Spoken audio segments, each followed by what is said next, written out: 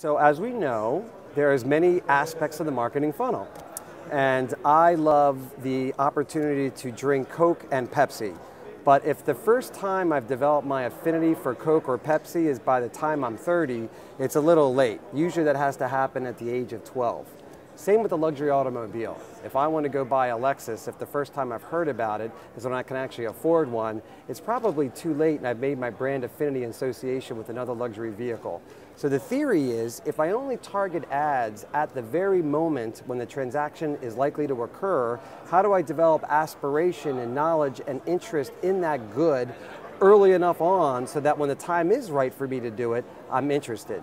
So broad targeting is really important. We need to reach children, we need to reach young adults, for example, for Pampers, because if I want to get them to buy Pampers, by the time I'm 32 and I'm ready to actually buy Pampers because I've had my first baby, if the first time I've heard about it is when I'm 32, it's often too late.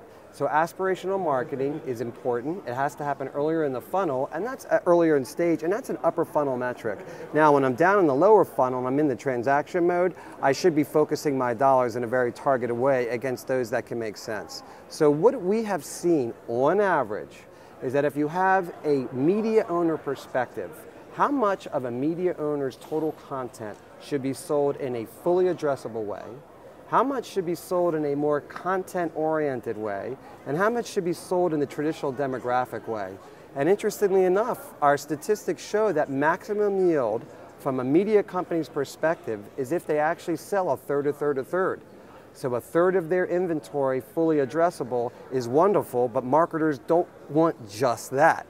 A third of their inventory in this age and gender demography is important, like I said, so I can buy Pampers when I'm ready, and I need to be young enough to know that that's a brand I aspire to. And then a third in content, because content association is important.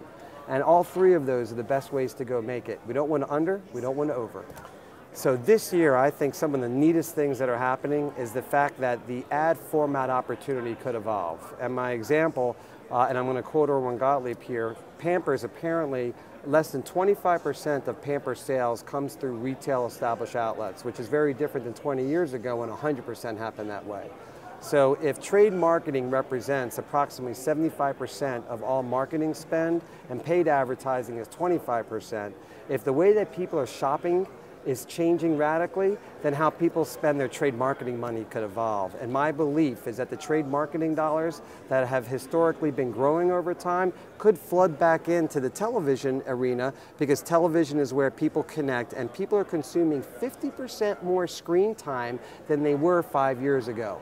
So I think the huge opportunity is to see the advertising pie and whole pie rise in a significant way, paid advertising, whereas in the past it's been shrinking relative to trade marketing. It's counterintuitive in a way, isn't it, with all the VOD and Netflix and so forth, and ad-free, isn't it? Well, it's somewhat counterintuitive, but you know, at the end of the day, and I'll use Procter & Gamble, my former alma mater, as an example, there are 3 different detergents, and the reason there are is because people have different preferences. There will always be people who do not want ads and will pay for subscription-based content, but there will always be people who like the value exchange of advertising, especially when it's relevant. My last example would be Microsoft. Microsoft was an entire pay-for-software business model. Google is an entire advertising-driven business model, and they provide software. So you can see that it's not just all going to be one or the other. The opportunity exists for both to coexist.